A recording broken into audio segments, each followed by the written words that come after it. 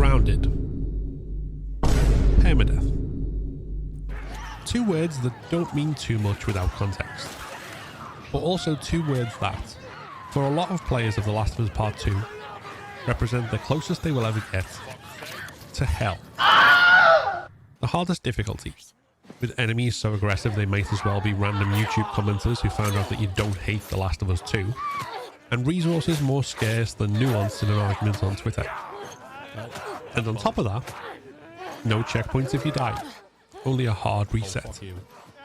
Back to the beginning of the chapter on the lowest permadeath setting, or the beginning of the entire game if you want a properly punishing challenge.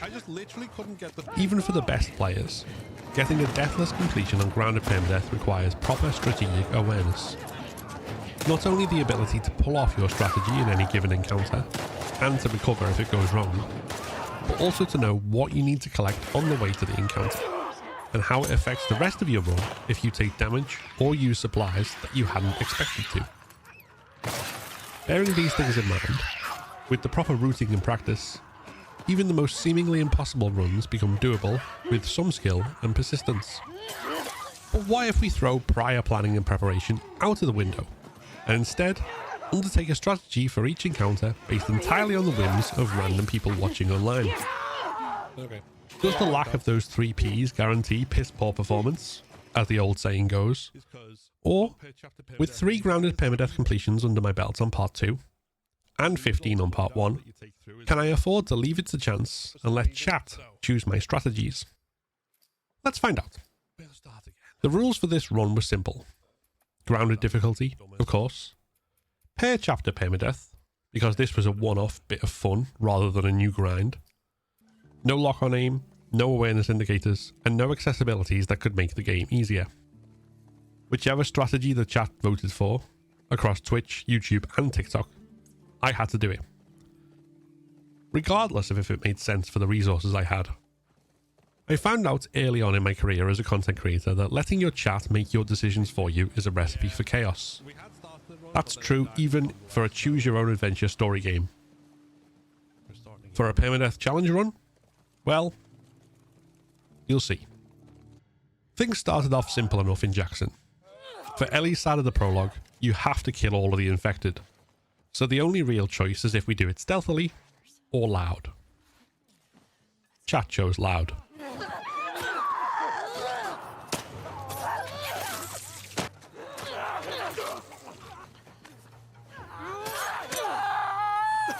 Which was fine, right up until it wasn't.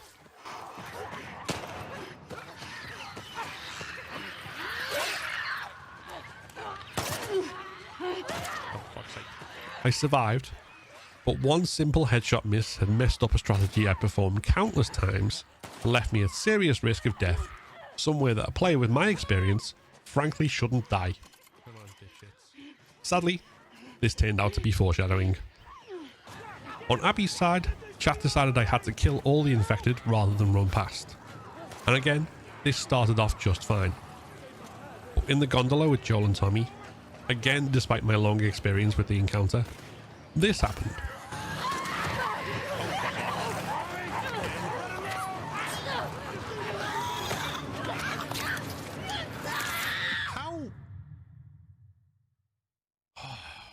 A fun fact about per chapter permadeath is that if you die as Abby in Jackson, then Ellie goes to Seattle with none of the supplies that you would normally carry over. This doesn't matter on lower difficulties, where your loadout doesn't carry over anyway and is set. But on Grounded, what you collect and craft in Jackson matters. So having to live, so to speak, with the consequences of dying, set me back somewhat. Luckily, I was able to recover from this in the downtown section. Chat chose for me to enter the bank rather than skip it, meaning that I got the shotgun early. And they picked speedrun over kill all for the dome and courthouse, meaning I could avoid these fights and push on. The garage encounter was pretty much textbook. A single rifle shot killing a runner and taking out the leg of the first clicker, and bricks and machete cleaning up the rest.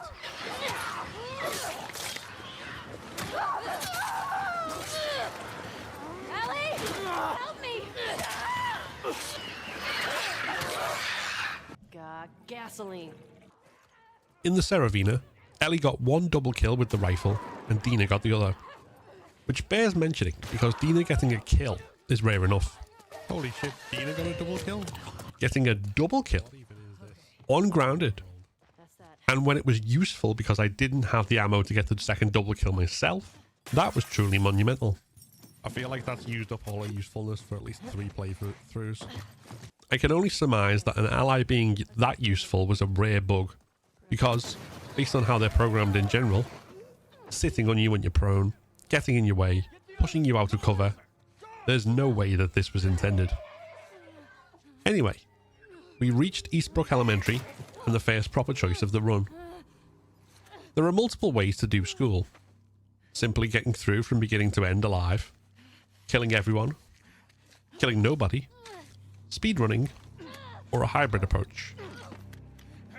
Chat chose kill all, which I was honestly grateful for, as killing nobody is by far the riskiest strategy here.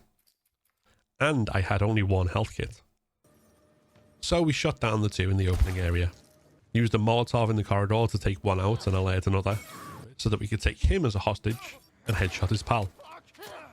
Then 2 more headshots and we were on to the courtyard.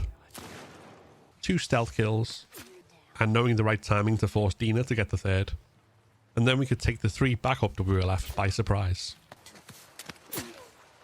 You're done! Let go now! God damn it!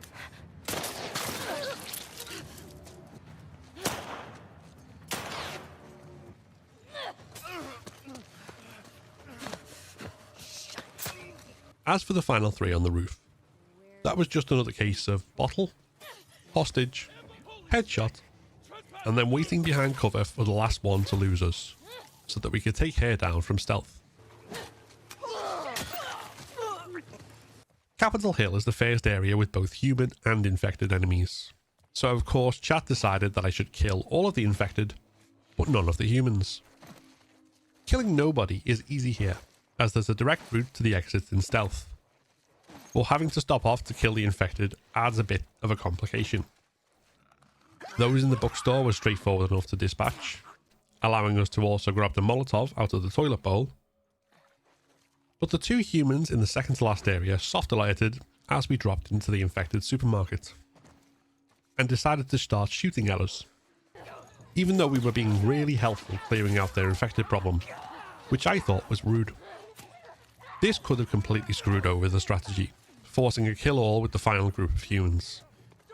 So we retreated to avoid spawning them in, and waited for the last infected to come up so we could finish them off, after they had killed the 2 WLF. So, technically, we didn't leave all of the humans alive, but we avenged the 2 that the infected killed, despite them shooting at us. So that has to count for something, right? Either way, after one last bit of sneaking, because the last group of humans only spawn in on alert if any humans who alerted on you in prior areas are still alive, we were out of Capitol Hill and off to the TV station.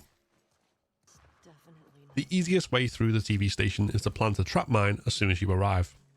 Chat graciously voted for this strategy here, even though I gave them options including me having to kill everyone without using the trap mine. But it seemed as though this generosity was only a prelude to another tough choice, as in the tunnels I again had to kill all the infected while leaving the humans alive. The tricky part of this is of course Tunnels 1, as it's the only area with human enemies.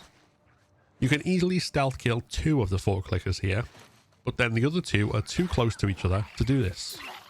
So I made do with a Molotov cocktail to weaken them for the WLF to easily finish them off. Despite this, the ingrates again shot me, even with flaming clickers running at them. But I was able to escape after feeding one of them a brick to stun him, leaving him alive, which was all I had to do. Nobody said anything about keeping their faces pretty. The last 2 areas of the tunnels were straightforward enough. Stealth killing runners and then clearing out the shamblers. A lot of people equate shamblers with bloaters, but they're not that tough. One headshot with the rifle, then stunning them with a brick or bottle and striking them will finish them off. In the event you hit them with the rifle but it's not a headshot, then a second shot with the revolver will weaken them for that same finishing blow. And so we were almost out of the tunnels. The last area here is an infinite spawn, so for a kill-all run, you can safely just leg it without the run being disqualified. We started day 2 at Hillcrest, where in the first area, chat decided that I should kill all of the humans, but leave the dogs alive. This is tough in a lot of areas, but here, it's surprisingly straightforward. As long as you don't get alerted in the bank, which spawns in an additional dog and handler, you only have 2 dogs to keep alive. So, while avoiding the first one's trail, you can use a silencer to get a couple of headshots, and then take care of the first dog's handler. Finally, keep moving around the level to avoid getting cornered, and get rid of the rest of the humans.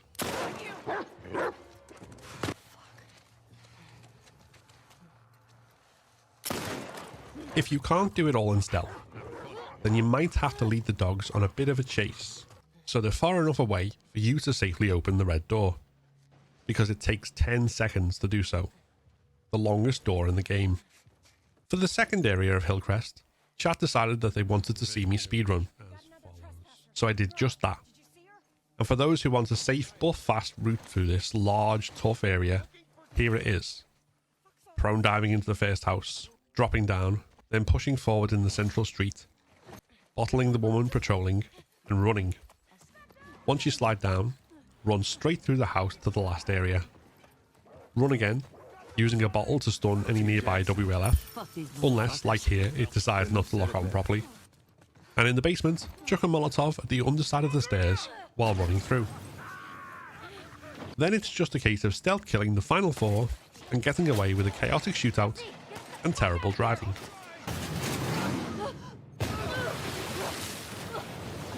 Finding strings was straightforward enough. Killing all of the infected in stealth avoids additional waves spawning. And once 2 runners have dropped into the bloater boss area, it's generally safe to let it grab you.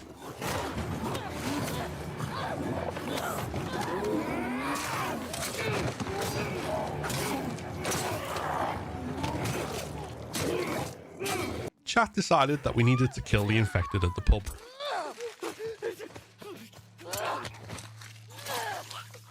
And the deserters at the workbench.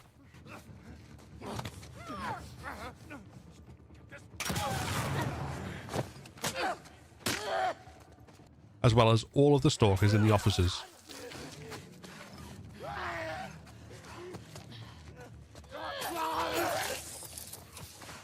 But this wasn't enough to satisfy their bloodlust. Kill them all! Kill them all! Kill them all! As we also had to take out the first bunch of Seraphites.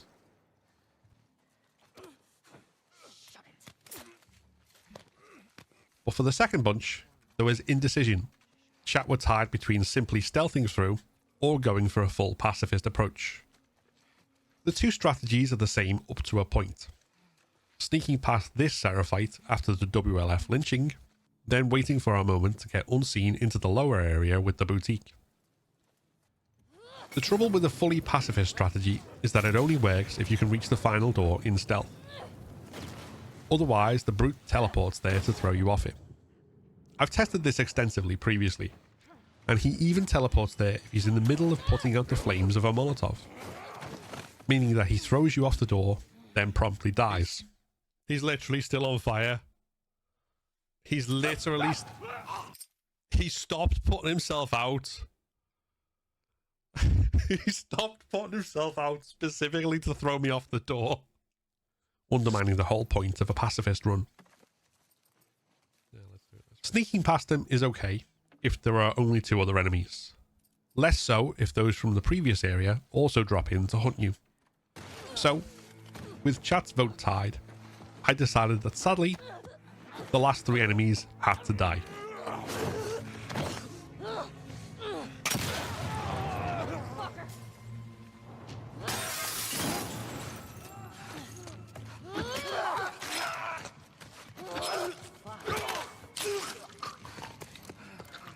Not pacifist.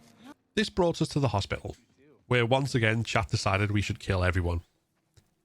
I opted to do this stealthily, which started off well with a silenced hostage kill on the first 2 enemies. Unfortunately, the 2 WLF in the bottom right being out of sync in their patrols got me spotted, so I had to fight loud. Which was fine, until Bear sprang out of nowhere, and as I kicked him off, his handler got me. On the second attempt, we went loud from the start because the guy I'd taken hostage last time did a completely random 360-degree spin. But the long grass was our friend, and Bear didn't get the drop on us this time. Massacring everyone left us very low on supplies for the basement, where to kill all, I would normally Molotov the WLF, then shotgun the clickers. Instead, I snuck and killed one WLF, then managed to stealth kill one clicker as the WLF alerted on me, managing only to draw the remaining clickers' attention to them and get themselves killed. Then I bided my time and stealth killed the last two clickers. Chat chose a speedrun for day 3, which all went fine through the convention centre, but cocked up at the flooded street where the dog handler decided to skip all of her scripted dialogue and rush to a different position, throwing off the timing of the strategy and forcing me to improvise to get away quickly. I did take damage during this, and was certain as a result it would mean death when speedrunning the boat capture. So I used a smoke bomb as a Hail Mary and, impossibly, got through with no damage. Please, please. Yes. Cut her down! Fucking hell. Which, after speeding past the monorail area, led us to the arcade bloater. I was not equipped for this fight with the supplies I had, but dumping some ammo, so I only had 1 revolver bullet and 2 shotgun shells, made sure that the area spawned in 5 more revolver bullets, 5 shotgun shells, and a couple of pistol bullets, which is all you really need for the big guy.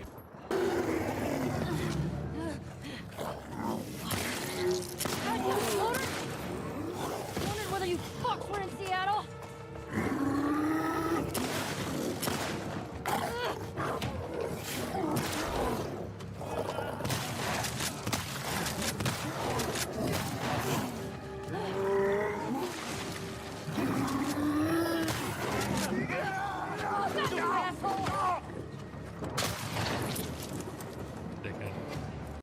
That brings us to the end of Ellie Percent, and our stats so far look like this.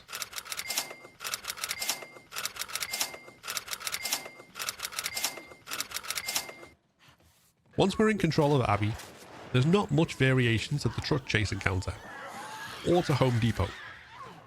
But I played so well in Home Depot that I forgot both to heal and to upgrade my health, which meant that when chat chose a kill-all for the train yard, one slip up towards the end meant that this happened. What? On a retry, Home Depot was far more chaotic, but I did remember to heal and upgrade for the kill-all, which was then far more successful. I also had someone on TikTok here decide to give me tips. They helpfully told me where the code for a safe was, as I input it from memory, and then the ever useless call to conserve ammo. The exchange about went like this.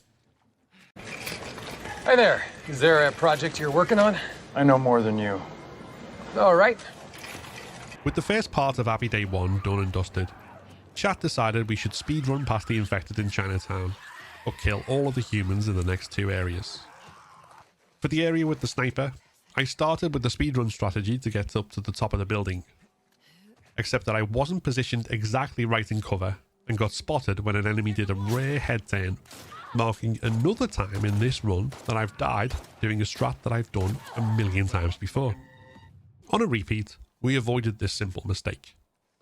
Got to the top to kill the sniper, then worked our way down to pick off the remaining Seraphites, which also included a handy demonstration of the game's hidden super throw mechanic, or how far Ellie and Abby can throw if there's no roof above you and you line up the reticle on a distant enemy.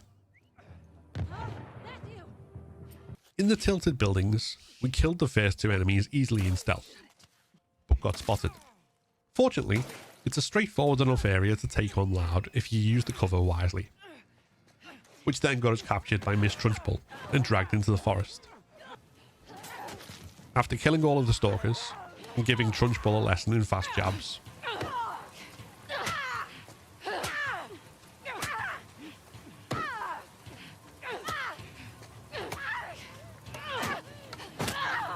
we entered the restaurant holdout. Chat opted against kill all here, so after killing one shambler and reducing the other to half health, we were free to jump out and leave.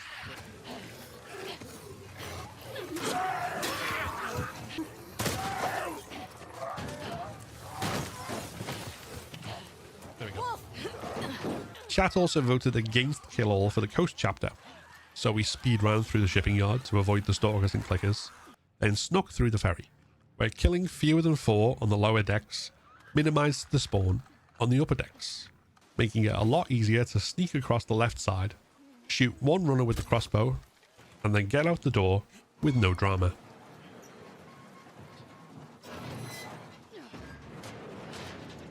Kill all was back on the table for the return to the coast, however. My intention was to do this in stealth, only to immediately get spotted after my first kill. Luckily, I was able to recover by killing the first brute with a pipe bomb and a strike to get back to stealth, shiv the second brute, and then cleanly pick off the remaining enemies. You're finished! That was risky. Just staying there and doing that. Taking the shortcut with Lev, kill all is mandatory with the 4 Seraphite 2 ambushes. But chat opted after that for a pacifist stealth approach to the overlook area, which is achieved by climbing up to the top, then following a path around with the right timing so the 2 enemies with rifles don't see you, then stunning one with a brick to run to the exit. Chat was then divided on whether to speedrun or kill all in the descent. So I did both. A slobber knocker of a kill all with the stalkers in the area where we get the gas mask, and then speedrunning the drop down to the nest area, as well as running through the nest area straight to the elevator.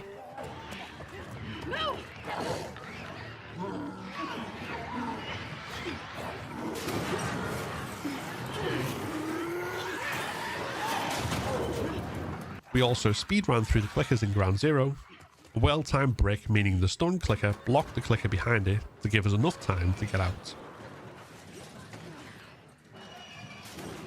Killing the Rat King was also technically a speedrun strategy, with flamethrower to set it on fire, 2 pipe bombs, 2 hunting pistol bullets, and then a couple of rifle rounds to end phase 1. Then more fire, and a single rifle round to finish off phase 2. The little shit who breaks away was equally straightforward to deal with.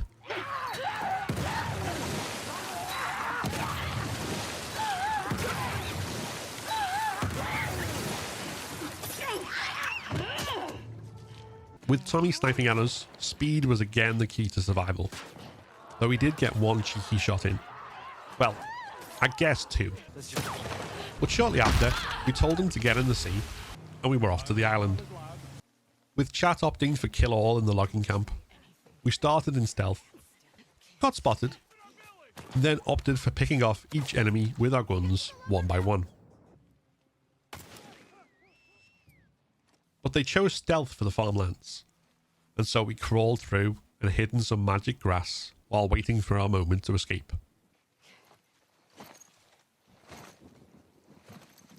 Brewery was another kill-all, and it started off horribly, as the 1 kill that is practically scripted was ruined by Lev getting spotted. Still, with a bit of hide and seek, some stealth when we could, and a few really good headshots, we cleared the place out. This left the overpass and Haven as the final encounters of Abbey Percent, which were in essence mandatory kill-all encounters. Particularly overpass, with how much of a buggy mess it's become. Sneaking past the first minor skirmish basically results in the WLF there insta-killing the Seraphites. And once I was in the next area, the Seraphites essentially despawned once both sides had spotted me, and so we had to evade some angry wolves and pick them off to survive. In Haven, I tried to leave the fighting to the rival armies and just pick off stragglers from the sidelines, but a couple of frankly ridiculous critical hits and a lack of medical supplies led me having to play very carefully to avoid being sent back to when Yara was still alive. With a very red screen, I finally got to the Burning Lodge and over to the final brute boss. With him dealt with, there was just the confrontation with Ellie. Here, given all the other stuff we'd encountered, I was expecting another chaotic mess. But honestly, it all went pretty much textbook. And so, as Abby, these were our final stats.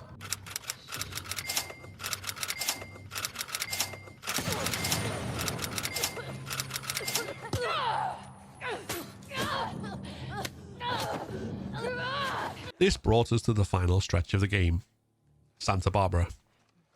Stealth was the choice for the infected, and it almost immediately went wrong. Fuck my life. I recovered quickly, killing the nearby clicker, only to then stupidly decide to loot while the two stalkers were alive and get trapped in a van with them. I couldn't fucking...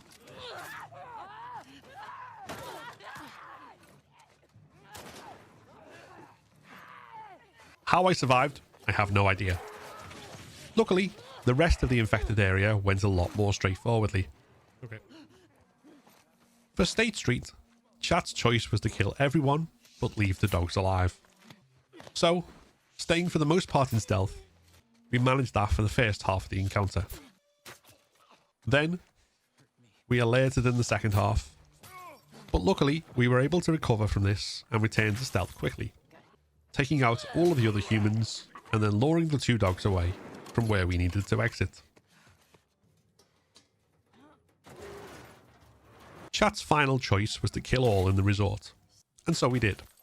In the resort farm, this wasn't too much trouble at all, as we took the first few out in stealth, and then only had to take 2 out loud. I did, unfortunately, forget to pick up some extra submachine gun ammo. However, that didn't stop us from stealth killing all of the enemies in the main resort area who push out of the building. The last of them was discovered by one of his comrades, so I decided against further stealth at this point, and instead unleashed the infected upon them.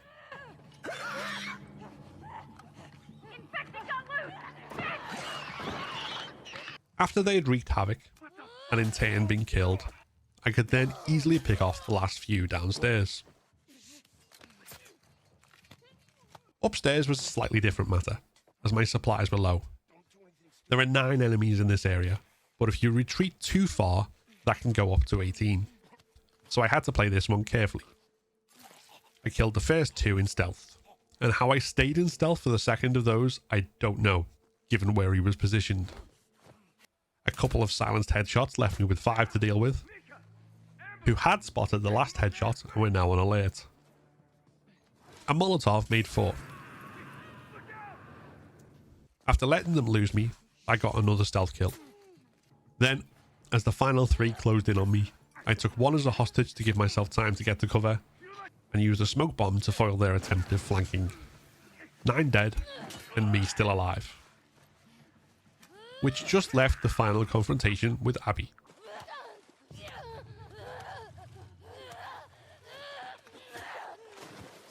After all of that, my final stats for Santa Barbara were...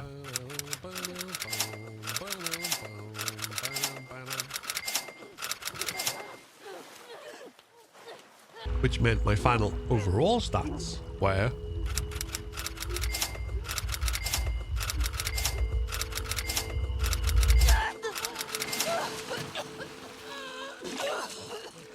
which means that my chat, overall, chose violence. They were very rarely predisposed to stealth or pacifism, though they did on occasion like sparing the dogs, and favoured sparing humans where it made the encounter harder. They were also partial to the occasional speedrun.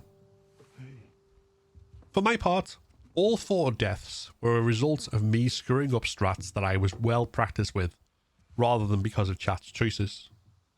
But I got out of my own messes more often than I lost to them, which is a positive. And in the grand scheme of the run, there were a few screw-ups, and I usually did well even when improvising with dwindled supplies, which I'm going to take as a win. I'm probably going to look at ways to do other variations of this challenge for special occasions in the future as well, as it was a lot of good, chaotic fun. But for my serious permadeath challenges, The next one I'll be attempting is a full kill-all run, which I intend to do for both part 1 and part 2, with videos to come when I complete them on Grounded Whole Game Permadeath. So look out for that in the hopefully near future. In the meantime, thank you very much for watching. If you enjoy my content on The Last of Us, then please hit the like button and subscribe for more. I stream my challenge run attempts every week, with new videos out when I complete them, as well as videos on the series storytelling, exploring the lore, the factions, and more. Like the one that's just popped up, which YouTube thinks you should watch next. This channel is supported by my YouTube and Patreon members, whose names are rolling up on screen now. You too can get early access to all my videos, including on my other channel if you join on Patreon, for as little as $1.99 a month. Thanks, and see you next time.